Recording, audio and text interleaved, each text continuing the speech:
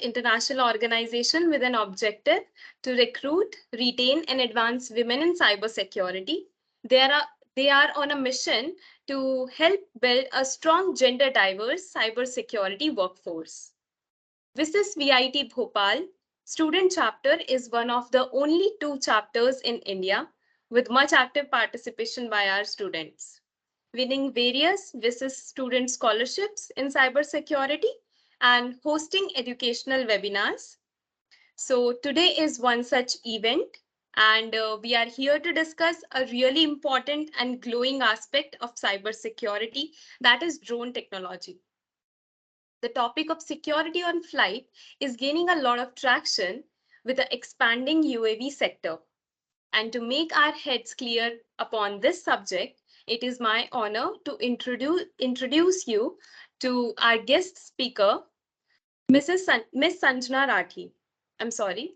Uh, Ma'am is CEO and founder at the CyberDiplomat LLC. She is also the founding director of Citizenry Cyber Suraksha Association. She is a cyber and drone researcher with several years of experience in technology. And we are honored to have you here with us, ma'am. Ma'am, we are really ears for you to illuminate us the ins and outs of this fascinating subject. But before starting with your session, I would like to welcome Dr. Kanchan Lata Kashyap, ma'am, faculty coordinator of WiCyS VIT Bhopal chapter. Ma'am has an amazing energy, and this all could have been possible without her. This all could not have been even possible. So, ma'am, I would like to call you upon for the welcome address. Okay, thank you, Saloni. So, on behalf of WiCyS Student Chapter and Cyber Division VIT Bhopal, it's my pleasure to welcome our eminent speaker, Ms. Sanjana Rathi, CEO and founder of Diplomat LLC. I would like to welcome Cyber Division Head Dr. Pushpinder Singh Patheja. Just now he has joined. It's I'm very happy to see him. And I would like to welcome to all my dear participants and core member of WiCyS. And same time, I would like to say thanks to Ms. Sanjana Rathi. So, despite our busy schedule, she agreed to and she accepted our invitation and she joined us to enlighten our students. So, I hope that our participants, all participants, will get benefited with this session. So, thank you, ma'am. And now I would like to invite you to start the session. Uh, you can start the session. Thank you so much, ma'am. It is great being here amongst all of you, and I would like to thank Women in Cybersecurity group and also VIT Bhopal for this particular invitation. Today, just to begin with, I just want to ask, are anybody over here drone pilots? No, madam. Actually, these students are first year or second year students. And they are mostly the cyber students as well as that computer science students. So, nobody has this kind of experience. So, they Okay. are just learning that cyber security. Okay, okay. Uh, so this is going to be then a very interesting session for all of you because you will be knowing the other part. I consider, drones as a part of cyber, this particular landscape, because today when we talk about cyber, it is all things technology, and there is an aspect of threat also associated with drone and the utilization. So today I'll be sharing. Can I just share my screen? Yes, sure, ma'am. Just 1 minute.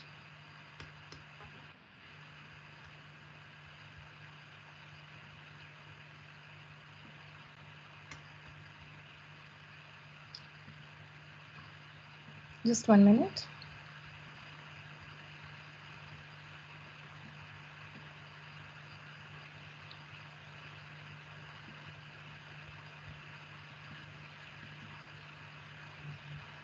Can you see my screen? Yes, ma'am. Yes. Yeah. Yes, ma'am, it's Uh, audible. okay. Now, Yes, are the you able to see? screen is not yet visible, ma'am, It's but still, we can. yeah. Okay. Still loading. Just 1 minute.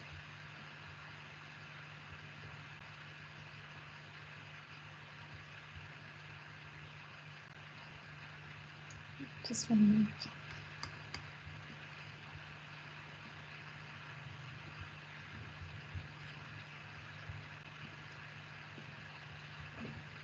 Yes. Now can you see my screen? Yes, ma'am, Yes, it's ma'am. visible. Yeah. So, first of all, drone security. So, cybersecurity associated with drones, that's me flying the drone, and that's an agriculture drone. It's a small category drone, weight around 10 kgs. It's used for agricultural purposes, mainly for spraying of pesticides. So, what are drones? Today, I think all of you know exactly what drones are. I think it's there everywhere on the news channels, even in the newspapers. We hear about drones for many negative reasons as well. Especially in context for what is happening today in the Russia-Ukraine scenario, we see drone utilization for targeted killing and various other negative things, but it also has its positive utilization. Fortunately, today it is being used for surveillance. It is being used to monitor plants so that we can keep ourselves secure. It is used for surveillance, many other things. So, what is drones? Drones are basically unmanned aerial vehicle, UAVs. It is also called. It was initially, many of you might not be knowing this, but drones actually, it found its conceptualization back in 1967. It happened so that you can also go and read up on this. So during my studies in Israel, I was studying security and diplomacy there, and I was also researching on drones and dual use of drones. And when I was doing my research, it was very interesting to find that drones saw its first utilization then, because that time there was a war happening, 6 day war, and Israel, they were sending their soldiers as spies to various countries so that they can target, they can accordingly strategize their mission. And it so happened that some of the spies were getting killed, and Israel couldn't afford to lose its soldiers. So what they did was they came up with the concept of drones, and the first utilization was to actually they used it for the surveillance of the Egypt border with Israel, and that was the first utilization so that they don't lose their soldiers. It is unmanned, and they use it for surveillance purposes, and then the drones, they get all the information that they need to strategize their mission and defend their borders. So that's when it actually saw its first utilization back then. However, now we see that it's very popular, but it's actually 40 years it's taken to become popular and to also advance in this particular field. So, this is what drones are. It is used, it is unmanned aerial vehicle. So, it can be used for many things. There are various different types of drones that are used. For example, I would say that there are broadly two categories of drone. One is the military category drone, and the other one, which is the civilian category drone. So the military category drone, as you can see on my screen, it is, for example, even India has Rustam one, military drone. We also buy drone from other countries, and there is these drones. For example, some of the very famous names are Hummingbird. There is the Itan. There is also the Soaring Dragon, which is used by China, and so these are the various drones which are mainly used for military purposes. However, we have another part of which is used for the civilian purpose, what we will be mostly concentrating on, because the military category drone, these are, you know, medium and very large vehicles. I mean, these are large category. I'll be coming to that as well. So drones are basically divided into many categories, and these categories, they are very heavyweight categories. Their weight is more than 150 kgs. So you can just imagine that they are extremely heavy drones, and they are mainly used for military utilization. We cannot use these kind of drones. We cannot do any kind of experiments on these drones because everything is very classified here.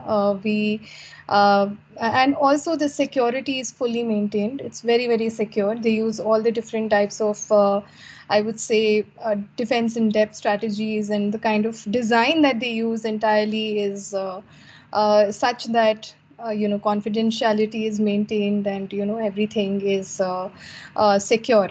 So we won't be concentrating on this too much today. We'll be mostly concentrating on the civilian use of drones. And there are many use. For example, you must have heard of this being used for delivery. There are many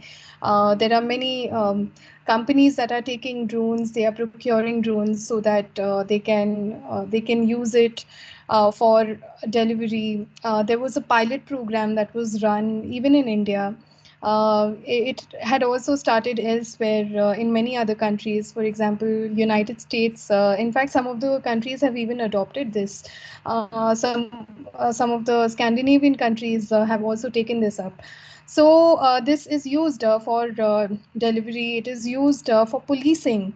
I think even India, we had seen that drones were used in policing.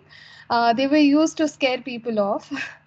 So I'm sure you must have come across this video where drones were just they were just flying, and people were getting scared that they are being monitored, and they were running away to their houses, and they were getting quarantined. So that is one aspect of drone, which is policing. And it is also used in infrastructure, and also used for photography. It is used also for mapping, surveillance, surveys, I would say, surveys. So it is used for all these things. For example, in infrastructure also, it finds its applicability today in critical infrastructure. For example, power grid and nuclear facilities, oil plants. Uh, Many monitoring and security controls are in the hands of drones. So it is all monitored by drones. Then we have also its utilization in survey and mapping. So it can do good survey mapping. It can exactly take the details that are required, and at a very fast rate. So it has many applicabilities. But today, as we see a lot of applications of drones, we also see that there is an aspect to it, the aspect of threat and cybersecurity threats mainly. Because today, if you see, these are the various drone parts that are there. I have taken this. This was actually this was something that was clicked in the institute itself. So these are there are many components of a drones. So we have the CPU, the RAM, then there is the communication that goes on with the help of Wi-Fi. Then there is also camera, there is also storage, there are sensors, there are batteries, there are aeronautical hardwares, microcontrollers. So all these things are all a part of drones. There is also the command and control that is having various other components, both a mixture of hardware, firmware, and software. So if you actually see, this is a flying computer. Why? Because I would like to throw this open. Like, why do you think it's a flying computer? And do you know of any cybersecurity threats that you're aware of? Any one of you? I think DDoS attack or Yeah, that's what I can think of right now. Absolutely, absolutely. That's one definite scenario. DDoS attack. Uh, then there is man in the middle attack. All these things, because this is like a flying computer.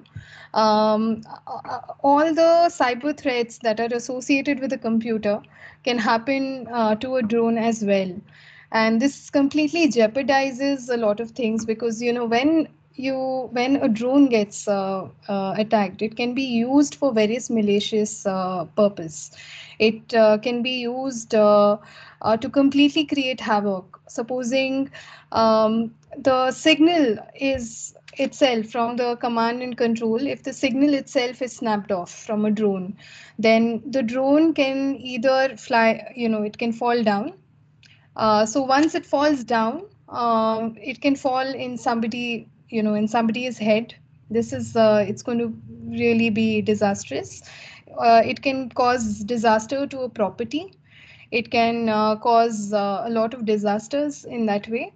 There can also be, for example, and of course, there can also be one more thing, that if it falls down and if it is in the hands of somebody, who is unauthorized, some cyber criminal, or some sort of terrorist, then they can use this drone for malicious purpose. So, for example, we did see one of the applications of this kind in Yemen, where drone had literally been shot down, but it was not damaged fully. And somehow drones started getting, being made over there by the Houthi rebels, and there was a lot of even terrorists started making their own drone capabilities, and they started in a span of around 8 months, and they started utilizing it for their malicious reasons. So these are all different kinds of things you can think about, because like just like a computer, drones can be completely hacked. They can be used for any kind of malicious reasons. And coming to that, just talking about the various categories. So, if any one of you want to be drone pilots, you can also be drone pilots. They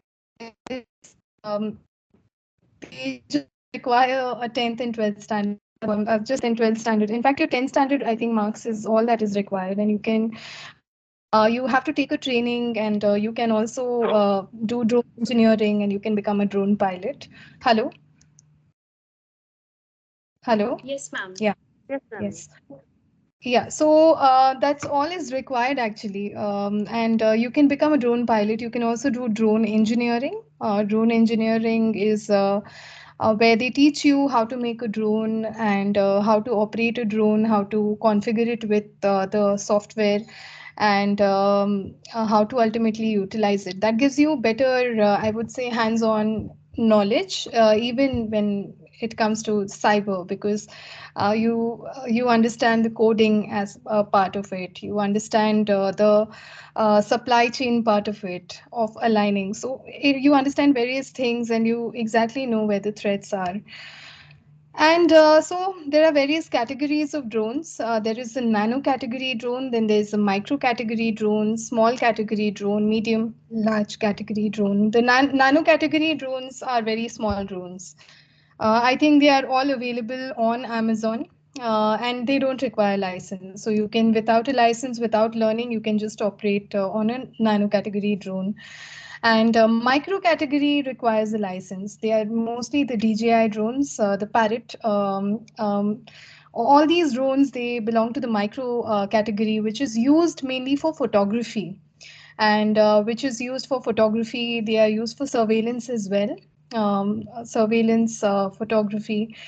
So these are actually the micro category drones. One of the very famous drones in the micro category drone, which is around 2 kgs, is DJI Phantom, which is used today widely by, I think, all professionals. They use it. Then there is a small category drone which is from 2 kgs to 25 kgs. And these small category drones, they are mainly used for agriculture purpose. They find its application in agri-tech, and these they have to actually take in a lot of payload, and that's why it's a lot heavyweight. So, so when we measure the weight of a drone, it is actually measured by the amount they can carry. That's how they are.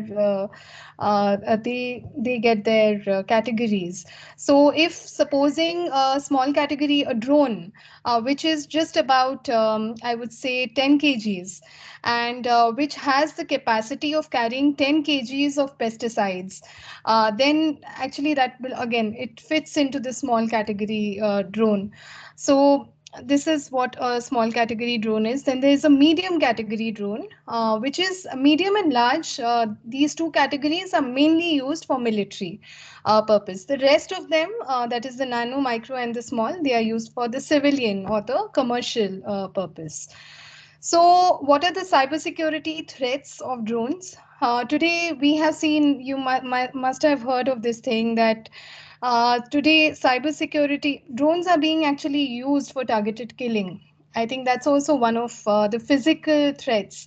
I would say that is also an aspect of cyber. But in this particular presentation, we'll be mostly concentrating on the technical part of it. So I just want to open it up over here. Do any of you know any drones or are fascinated by drones? Any of you who has used a drone or something? Anyone? Yeah, I have used a drone. Okay. Which one is this? It was like a makeshift drone, like do it yourself. I assembled all the components and then just installed an application on my mobile and connected it through a Wi-Fi, Okay. and then it was. Okay. Okay. Okay, so this was this was DIY drone. Anyone who has used DJI drones for DJI Phantom or Parrot? Hello? Yes, ma'am. Yes. So actually, the most used drone today in the market, I think 70% of the shares goes to DJI, DJI Phantom. And today there is a threat because actually this is a Chinese cyber a drone making company, and they find its utilization even in India. DJI was initially banned. But for some reason, actually, because of international regulation and because it meets all the international standards, DJI was later allowed even in India. So, because it meets the international criteria for drones, and although it was banned, the international regulators they asked the Indian regulators this question of why they had banned, and it was so found that they had to ultimately allow DJI. So today, if you actually see most of the drones that are used, it's DJI drones. Also, some of you who might be using drones might know that you have to use the DJI app for controlling your drones, because that is the command and control, and even all the operating, all the open source applications that fit into the app. It is by default using the DJI app. So you can, if you're actually using any kind of drone, you usually have to download the DJI app and follow many things that are there in that app. And having said that, we now come to the various cybersecurity threats. First of all, DJI app itself being downloaded, there can be many kinds of cybersecurity threats. For example, GPS spoofing is one of the cybersecurity threat which we will be coming to. So one of the main cyber threats is that the drones get disconnected from your controllers. That is one of the main. Now, how can this happen? Any of you know how this particular, this signal, it can actually get disrupted? Any of you have done any kind of experiment since you all are into cybersecurity? Have you heard of this program which is called dronehole .sh?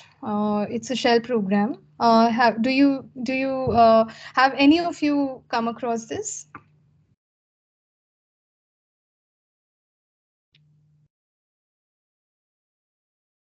Hello?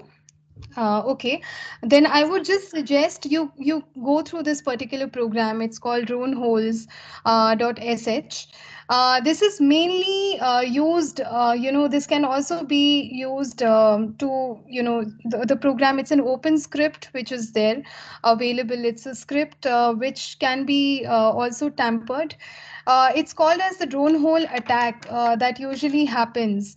And this happens through the extraction of the MAC address. So now just coming to the drone. So every drone, for example, your hardware, it is having a particular MAC address. So you might all be knowing that MAC address is a unique address. It is a media access control address that is there for the drones. And the MAC address, it usually, every drone has a specific organizational unique identifier. So every drone has a unique organizational unique identifier, and this particular program, which is dronehole .sh, what it does is that it generally targets on the DJI drones, and also for that matter, it also targets on Parrot.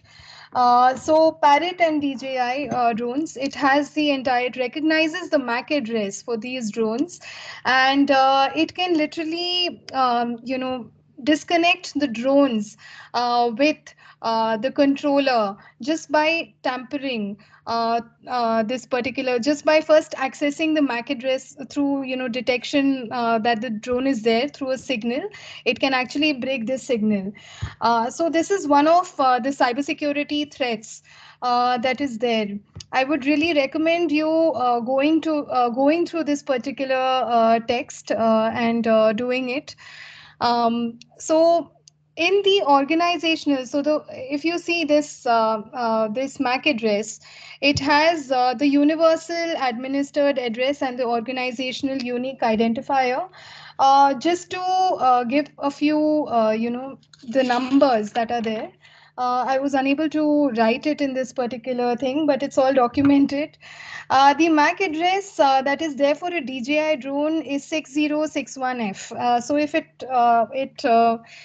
gets that, if it gets that particular the vendor address, if it gets that, then it automatically recognizes, this particular program recognizes, and it disrupts communication between the DJI and the drone and the controller. There is one very important aspect which I would like to mention over here. That is, there are various sensors that are used in the drones. Usually, DJI Phantom today, because it recognizes that this is a cybersecurity threat, and what they use is that they utilize these sensors in order to, prevent any kind of accidents from happening.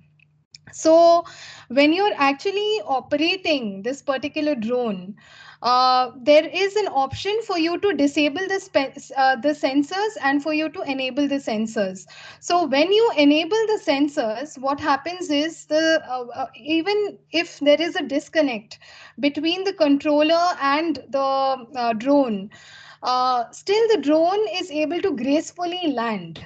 Why? Because the sensors are able to sense that now there is something wrong.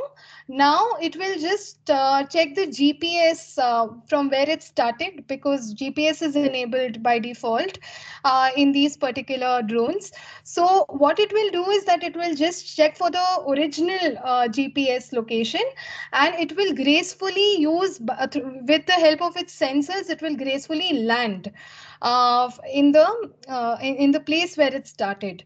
So this is one aspect. So whenever, supposing in the future you operate a drone, never disable the sensors, always keep it enabled, because if you disable the sensors, it you will go through a serious problem if supposing this kind of problem happens where there is no where there is no control. Then coming to so there is another type of an attack that happens, and this is called as drone deauthentication attack. So this drone deauthentication attack, have any of you heard of this particular attack?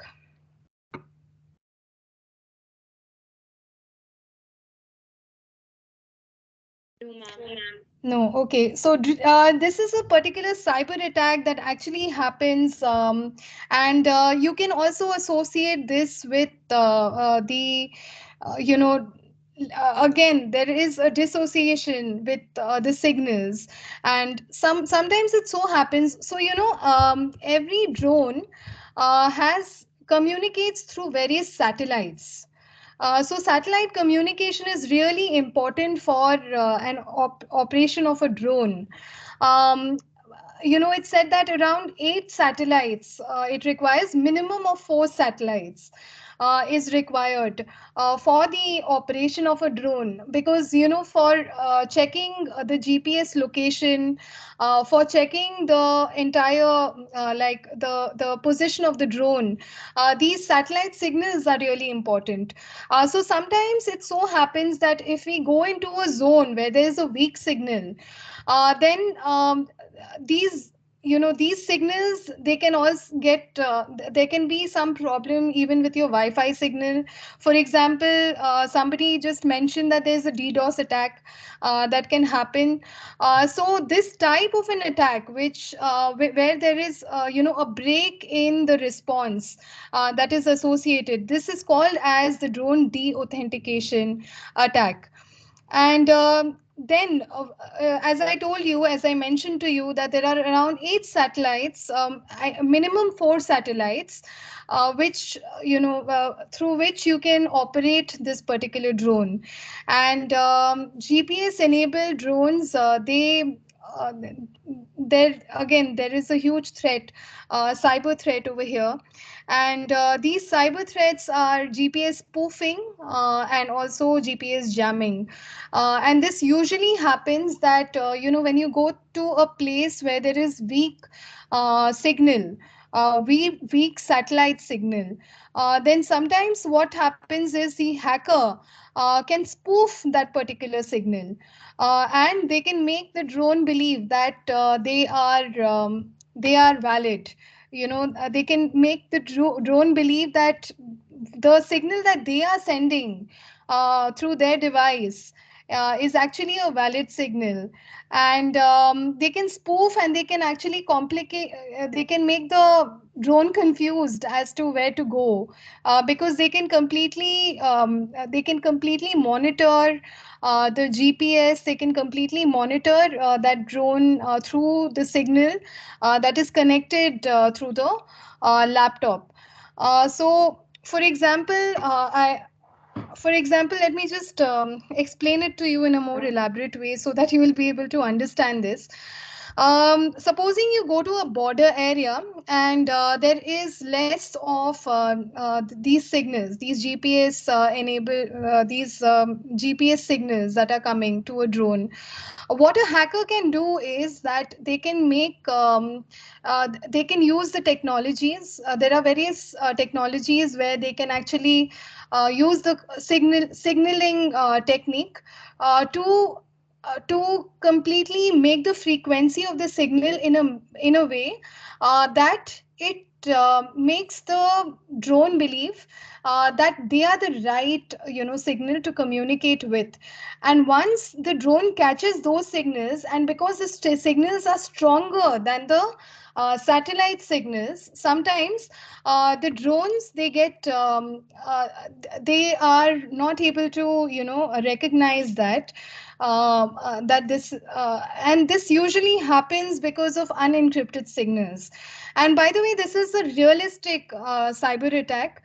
It had happened recently in the Black Sea, where Russia enabled this particular thing. Russia was literally spoofing the GPS location of various ships that were going around, and they were literally spoofing this through strong signals, and because there was weak signals of those satellites that are actually enabling the GPS from happening, and it was creating havoc. Then there is also something more which is called as jamming. So if you see these drones, they operate in a particular frequency. So the frequency that they operate in is actually 2.5 hertz to around 5 hertz.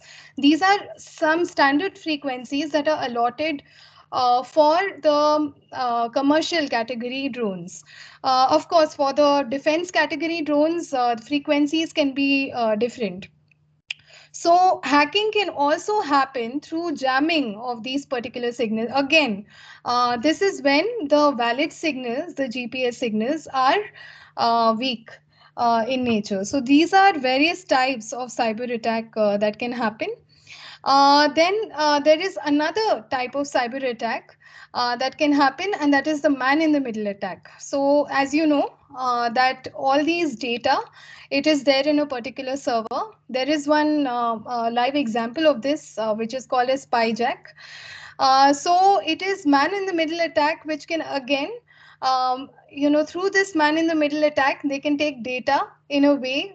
So your log files can be manipulated. So in a drone as well, like if you operationally use these particular drones, you understand that there is a log file that you need to maintain for everyone. If you want to become a pilot, you need to maintain a log file and you need to upload it in the DGCA website. This is for regulatory reasons and to keep in with the cybersecurity. However, sometimes it so happens there are some places where there is no regulation, and even in India, maybe this can happen, but it's very rare. But skyjack is something that where there is a man in the middle. There they can manipulate the data that is there on the server, or they can send the wrong information if it is again unencrypted. This usually happens for somebody mentioned over here, DIY drones. So DIY drones need to take into consideration cybersecurity for it to really be operational on the field. It usually, if you want to commercialize these drones, then it will take you around a lot of effort in terms of using these cybersecurity policies. For example, encapsulation, using the various encryption methodologies for you to encrypt these communications. Usually in DIY, there is a threat of these kind of an attack. For example, there's the man in the middle attack, or there is the GPS enabled drone attack. These are all the different types of cyber attack. Actually, there are more types of cyber attacks, but it again depends on drone specific. So this is a very vast area. I think I have just covered the crux of what drone cybersecurity is all about.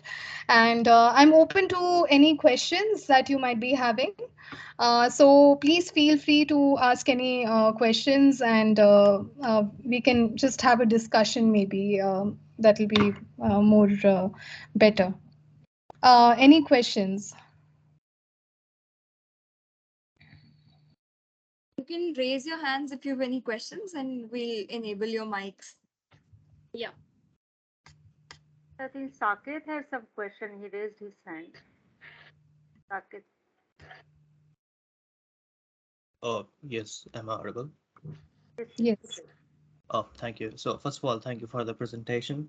And yeah, I had a question regarding when we were discussing about uh, de-authentication attacks on drone channels. So I was curious, like, is it similar? I also went through that drone hole script. It is pretty small script. So is it similar to generic Wi-Fi de-authentication attack using packet injection, or is there a difference in drone?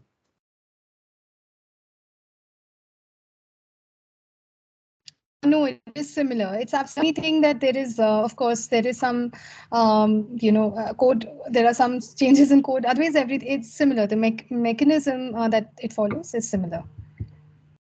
Okay, so let's like I had one question. Let's assume that uh, drone is working in a residential area where people have Wi-Fi at their home. So these Wi-Fi usually work in the range of, I guess, 2.4 and 5 gigahertz.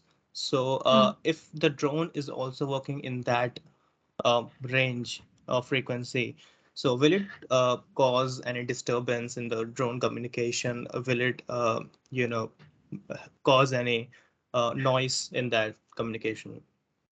Absolutely, it will cause noise in that communication, and that's why DGCA regulation, through according to the DGCA regulation, I would really recommend around 4 apps. If you all can download these 4 apps, although you don't use drones, you can definitely play with these 4 apps. So this will actually help you get more information about drones. There is the No Fly Zone app. So the no fly zone app which is there, it shows you all the locations where you cannot fly.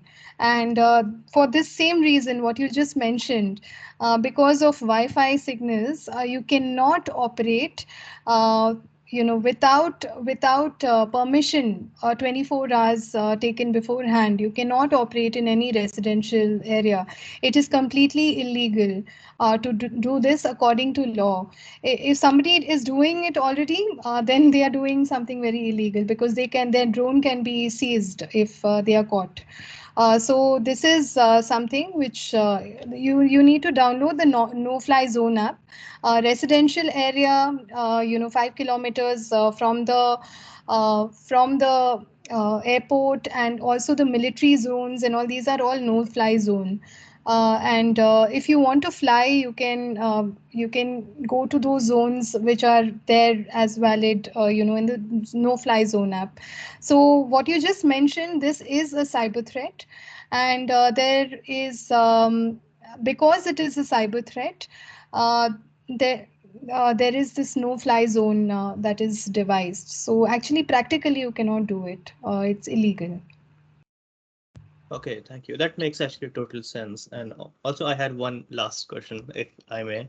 So, this is regarding kind of academic research. So, this is inclined towards that.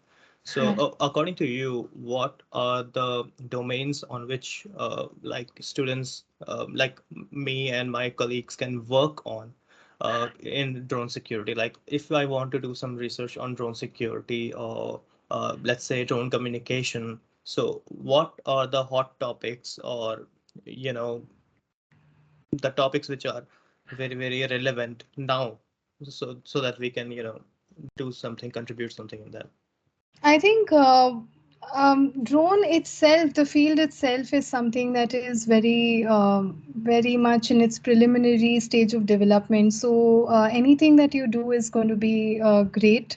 However, just because you asked me a very specific thing, I would say two things. Number one is encryption technologies, where how you can encrypt the communication that is happening between the drone and also the control command and control, how it can be encrypted, the communication, and also probably working on the signals. For example, there are certain drones that utilize only a certain bandwidth, and that's what is being utilized. If you can do some more research on the signals, drone, how it can be captured, the accuracy of the drone signals. I think that's a very it's a hot topic. And also security that is associated with this particular signals, and how you can maintain the confidentiality, the authenticity, I would say authenticity of this particular signal, so that the communications are completely untampered and integral. So these are, I think, a few topics that you can do research on. There are many other topics, because it's also drones is one area that has many different applicabilities based on the sector. For example, drone in policing has a very different requirement. Drones that are used for militaries are very, very different. So again, maybe specific areas, it's you can just probably read more about that. There is one more idea that you can do research on, and that is counter drone technologies. For example, today drone itself is a threat, and as you know that there is targeted killing that is happening through drones. So if you can research on what are the counter drone technologies, so that these threats can be mitigated. So this is also one new industry that is coming up, counter drone industry. So these are certain areas which I would say maybe you can do some research on. Yeah, thank you so much for your answers. That's all from my side. Thank you. If anyone has any other questions, you can ask directly, or ma'am, we shared a Google form, so we have some questions there from there also. Okay. Or I can take the questions from there. If anyone has any question, you can just raise your hand and we can enable your mics. Okay. Yes. Yeah, Nitya, you can open your mic and ask your question. So, ma'am, my question is, there is a concept of downlink interception and drone security. So, like, we know downlink interception is a kind of concept where, like, the communication between drone and the controller that we can intercept, and we can get all the transmitted data. So, how it could be stopped? Like, I know that this is like already done. So, but how they are doing it? I didn't get your question. I'm sorry. And how the downlink interception is being stopped, like the technical terms. Bounding intercept. Okay. So usually it is stopped through the apps that are being used. So for example, today there is the DJI app which has geofencing that it enables. So usually the interception is actually stopped through these apps. There is a database. There is so usually DJI, if you fly DJI Phantom, you will notice that just download this app, which is called DJI Go 4. It's actually a mission planner or a ground control planner, and this has a database of valid places where you can fly, and you cannot fly beyond this. Usually, what happens is the sensors automatically give an alert, and they come back to the point where they started if you're going to no fly zone. Usually this is all done through the command and control, so that this is not tampered. There is no interception of these signals. And also these apps, they also make sure that you're in a location where those 8 satellites are it's valid, it's the signals are coming properly, it's not weak signal. Usually they make sure that the signals are strong, these 8 satellite signals, which is very basic for the operations of the entire drone.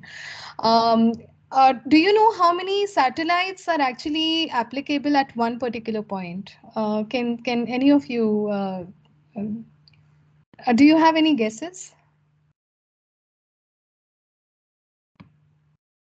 Okay, there are around 24 satellites. Maybe you can do some research on that at one particular point, and 8 basic that is required with good signal strength, and you're good to fly.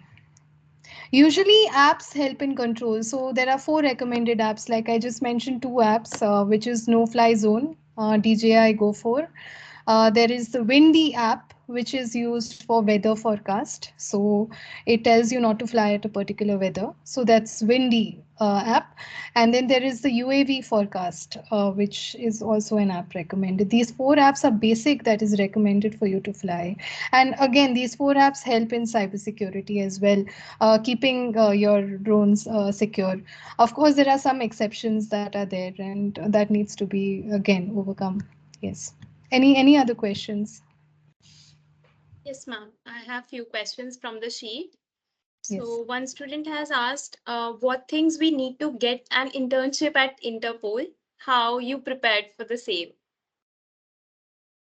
Okay, so I don't know how I got into Interpol myself. I just applied and I got into it. I was basically working as a research assistant at INSS, which is a defense think tank in Israel.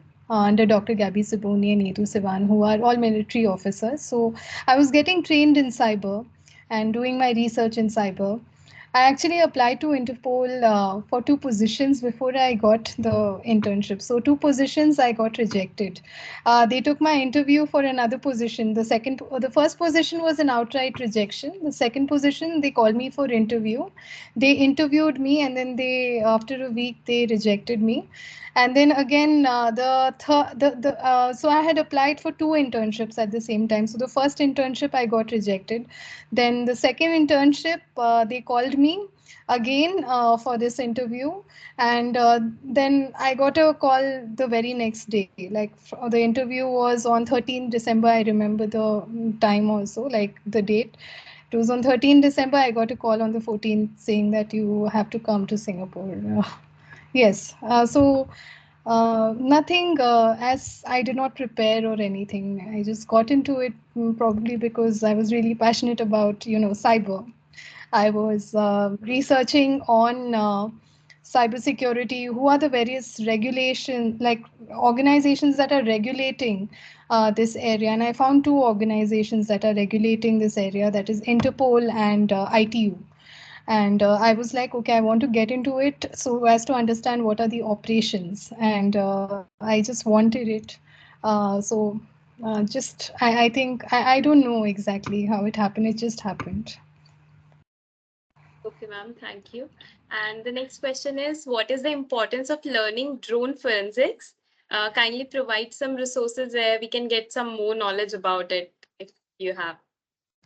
There are drone forensics. What I would say personally, this is what my experience is, that um, learn how these drones operate, learn it practically. If you get a practical understanding, you'll automatically understand the forensics of drones, because when you learn about drone engineering, you learn about various modular parts, and you learn about various how they all communicate, and what really happens, I think it's just being hands-on. I don't think it's about reading a book or anything. That will not really give you that knowledge. It's about just going out and doing it yourself.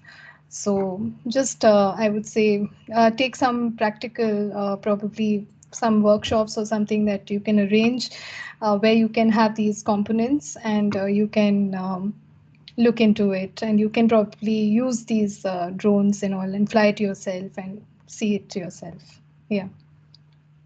Ma'am. Next question we have is, tell us more about Project Manas. What is it and how could one contribute to it, etc. Project Manas is basically a cyber psychology related project which CyberDiplomat is doing. And so, cyber psychology, I'm sure you all must be knowing about it. That today we all are on social media, we are all on Instagram, we are on Facebook, Twitter, LinkedIn. We feel that the lives of people around us are a lot better than our lives, and we have developed a lot of mental, a lot of psychological issues as a result. And Project Manas is actually just focusing on this particular problem and the solution to this particular problem.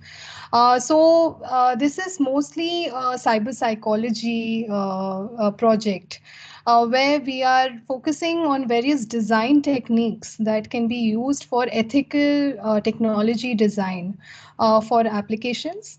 What you can do is you can, if you're really interested in this, you can just write to me. My email ID, I will just leave it on the comment box. So you can just write to me, and maybe I will connect you with the resource people, and you can get involved in it. So we are doing this project alongside various cyber psychologists, some people who are psychotherapists working in various government organizations, and they are also researchers from both abroad. So we are working with one of the countries in Latin America, and which is Uruguay, and also with UK for this particular monitoring and to develop this thing. So you can just get in touch and I will provide you more information. Sure, ma'am.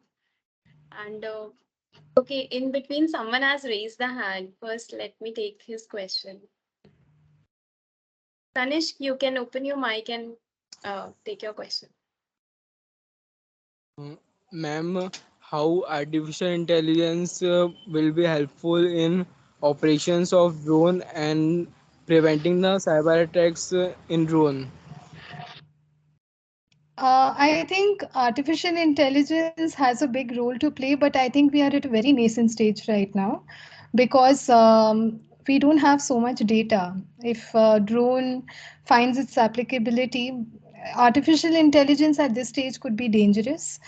There are already many techniques that drones are using for safeguard. For example, there is the sensors, like I told you, and coming back to its location without your command and control. It does not require your command and control. It just comes back to the location gracefully. So you have that in the DJI and many other drones for that matter. Artificial intelligence, I think, is going to really help, and it is the future. Today, I think command and control is going to be using many artificial intelligence techniques of monitoring, but we are at a very nascent stage. These are projects that you can actually get into. You can get a lot of data, you can develop a database completely yourself, and probably have this the more you experiment, the more you develop various logs, the more you can use it for example, simulation purposes. You can use for simulating various scenarios. Today, artificial intelligence does have its role. Its role is mainly in law enforcement and military operations. Like before they go in for any particular mission, they have a simulated environment that has already been designed and for these drone operations and for testing these drones. So they don't actually do it physically; they do it through these environments. So that's where one of its application is there. Um, and of course, the more data we have, the more we will be able to utilize it. Any other question?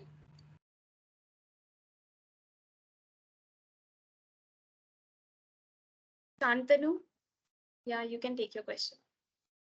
Ma'am, my question is that can you please provide some good research paper for the fail-safe zone technology of drones? Sure, I'll just provide all these things. Maybe I'll give it to Urja, and she'll pass it on to you. Yeah, Sure, sure. ma'am. That can be Yeah, done. ma'am, we can do that. Please. Any other questions? One of our guests had a question. They wanted to know, ma'am mentioned that there are professional engineering courses regarding drone technology, right? So they wanted to know which good Indian institutes offer these courses. Yes, there are some courses that are offered by the way, do not go to any institution. DGCA has recommended a few institutions that are authorized to give these courses. So you can just check the Digital Sky website. I'll just give you the link. Digital Sky, you can just go to that website. That's the DGCA website for drones. And Digital Sky has all information that you need. It's digitalsky.dgca.gov.in. You can go to this website. I'm unable to comment actually because I think so I'm unable to comment, but you can. I'm just spelling it out, so you can just type it and you can use it. Ma'am, in that case, you can share that as well with me. I'll share it with everybody. Sure, I'll Disable the chat. sure I'll do that. Apart from that, since like a large part of the discussion with drones is how they can be used for surveillance, right? So, is there any proper framework or legislation which protects civilians specifically from surveillance using drones?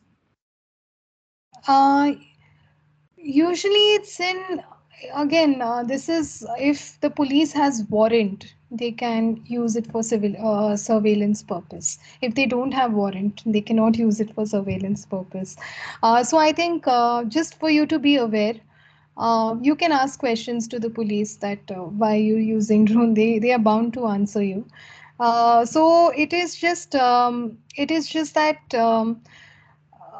Usually they do it with warrant. Surveillance is through if they get any kind of some sort of a message from their bosses or a warrant probably if they have for catching some criminal or something they use drones for these surveillance purpose, but they cannot just use drones.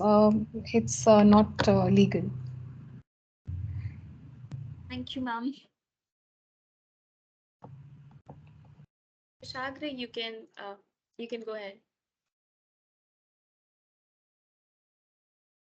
Good evening, ma'am. Myself, Kushagra Pandey, and I just wanted to ask this question. We all know about the autonomous prowess of drones and their ability to perform tasks on their own. But where do we draw the line? Where should we start mandating the presence of a human or for observation or supervision purposes? That's a really good question. I think this is a part of the larger debate. Where do we draw the lines? I would say that if it is used for some ethical reason, where it's for the larger good, then it is better. It's good to use. Usually in India, we are at a very good place, because we are not authorized to use drones just like that for surveillance purpose. It's illegal. It's not lawful. And you can definitely question, you can ask your questions, because we are a democracy and we need to understand that we operate in this kind of way. And you are definitely, if you have any kind of questions, you can ask them. They are not, and no one is authorized to just take surveillance through drones. So I think we are in a good place. I mean, if we have a reason, we usually use drones and it is used for the larger good. I would say this is the only thing. I can also share with you one of the research that I did on this one. It's actually a normative framework where whether targeted killing was good or bad in terms of military utilization. And this was actually one of my coursework in Israel, where I had to discuss about Israel's use of, and also US targeted killing, and whether it was really legal, or, I mean, whether it was really something that is lawful or not, whether it's ethical or not. So probably I'll share that course material also with you. Um, that's published also, so you can definitely read it. Ma'am, I had one more question. How does these relatively expensive pieces of machinery like drones stack against their competition, which are far more cost effective, like wireless cameras, etc.? And what exactly are the benefits of using them? Drones have a huge benefit. Actually, if I practically give you an example, one of my friend utilizes drone. He spent 2 lakhs to buy a DJI Phantom. because he has, a survey company, and his company does survey of dams and various infrastructure related project, and it's very difficult to get people for you to, to come there and then go there and then do the, and many people, what they do is that they don't give you the right data for these kind of survey and inspection. So what is best to do is that you get a drone and you use it for these surveys and mapping and all these things. So today it is finding its utilization there, and it's of course very cost effective, because 2 lakh investment and then you can just use it for all your projects. So I would say that's the reason why drone is finding its applicability, because although it's very costly to build a drone, it actually takes around 2 lakh rupees for you to build, get it quality tested, and more than that actually, for you to get into the market. So it is really very costly. But once you get the drone into it, and if you're investing in buying a drone, then it's very cost effective, depending again on your business. So if you're running an infrastructure project, it's great for you. I mean, you don't have to get people and send them and get all the data and all. Okay, ma'am. Thank you. Thank you.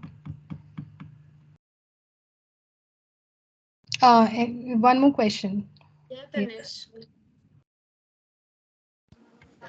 Ma'am, is there any drone authorization authority in India, like who can use the drones? Like we have seen, drones are for common people. We have seen the drones are used in generally in weddings. Yeah. From where they get license or permission? Yeah, so there are two authorities in India that regulate this particular sector. One is the DGC, the DG, just 1 minute, the DGCA. I think I have, okay, I'll just send you all these links so you can just take a look at it. There is the Directorate General of Civil Aviation, which is there, and then there is which is the Civil Aviation Ministry. It falls under that. So they are actually the organization that issues licenses.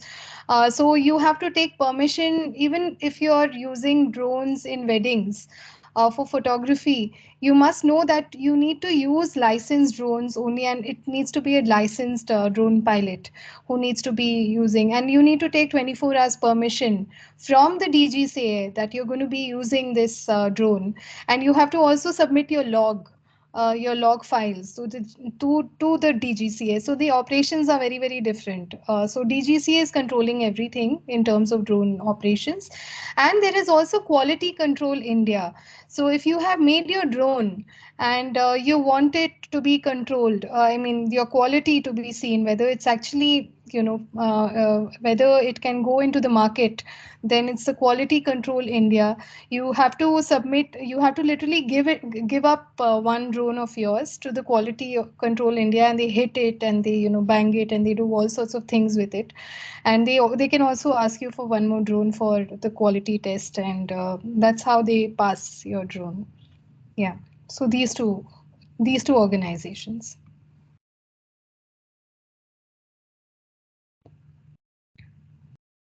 Okay, thank you, Kushag. Any other questions? So I guess that's all. Nobody has any questions. So thank you so much, ma'am, for letting us dive into your sea of knowledge. It was an insightful session, and special thanks for taking so many queries from our audience. And now I would like to call Nitya, uh, Vice President of our chapter, for the vote of thanks.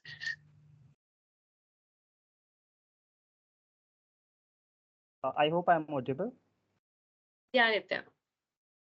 So, hello everyone. I'm Nitin Jha, the Vice President of WiCyS VIT Bhopal chapter. I'm indeed delighted to be present here to deliver the valedictory address of this webinar on drone security, which the WiCyS VIT Bhopal chapter has highlighted and emphasized. I would like to thank and congratulate the team of WiCyS VIT Bhopal chapter and especially Dr. Kanchalata Kashyap ma'am for this seamless effort. A special thanks to esteemed speaker, Ms. Sanjana Rathi ma'am for sharing her insight and experiences with us. And last but not least, I would like to show my respect for our dear faculties for encouraging us with their support and presence. Thank you, Dr. Puspendra Singh Patheja, sir. Thank you, Dr. Manika Vasagam, sir. Thank you, Dr. Subhash Chandra Patel, sir. So it was an effective platform to share and acquire knowledge and ideas. To be more exact, this was a platform where security fraternities could interact and share knowledge. Thank you for this groundbreaking session on why drone security matters and especially how it could be achieved. I'm thankful to all who participated and made this event successful. Thank you, everyone. Thank you so much, ma'am. And in a very short period of time, we got very useful information. Thanks a lot. In future, we'll again call you for that hands-on session or any other workshop. And thank you so much, Urja, because Urja has done that lots of communication with you since last 1 month. We that she is in touch with you. So special thanks to Urja because of her effort only that this event happened. So thank you so much, madam. In future, we'll see you also. I want to thank you all. Thank you so much, ma'am. Thank you, Urja. And looking forward to much more interactive sessions and all everything to come in the future as well. Thank you. Bye. Thank Thank you you so so much, ma'am. Thank you Thank so much, ma'am. It was an absolute pleasure. really. We've learned so much in this short session, and I can see how many people are gonna go and research and read up more about this subject now. So thank Really, you so it's a much for this very illuminating session. interesting topic. Really. thank you so Okay. much. Thank you so Thank much. you. Ma'am. Thank you. Thank you, ma'am. Bye bye, ma'am. Bye.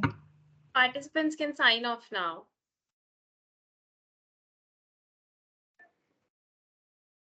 Okay, so thank you, Saloni, Urja, all WiCyS members. Congratulations to all of you. It was a very nice session. You have done great effort. Okay, and where is Urja? She didn't open her video. Yes, Urja. Yes, ma'am, I didn't Your switch on turn. the camera, It's okay, no but problem. I'm here. Thank you so much. Thank you so much, Urja. Thanks a lot. Thank you so Okay, much, so ma'am. It we'll would move for. not have been possible without you. I've had so many questions throughout this period for you. Anyway, that this session is great, and in future again we'll conduct many more sessions. Okay, Yes, Yes, ma'am, ma'am, so surely. definitely. the leading of new core members. Okay. I mean, I just Oh, felt that we just touched the tip of the iceberg right now in yes, this Yeah. topic. So yes, there's still so much to learn. so much to it. It was a really very interesting topic too. It's a very interesting. Yes, ma'am. Okay, okay, then good night. Bye bye. Take care. Good night. Bye, ma'am. Yes, Good night, bye. ma'am. Thank you, Thank you, ma'am. ma'am. Okay, thank you. We'll again meet. Okay. Yes, ma'am.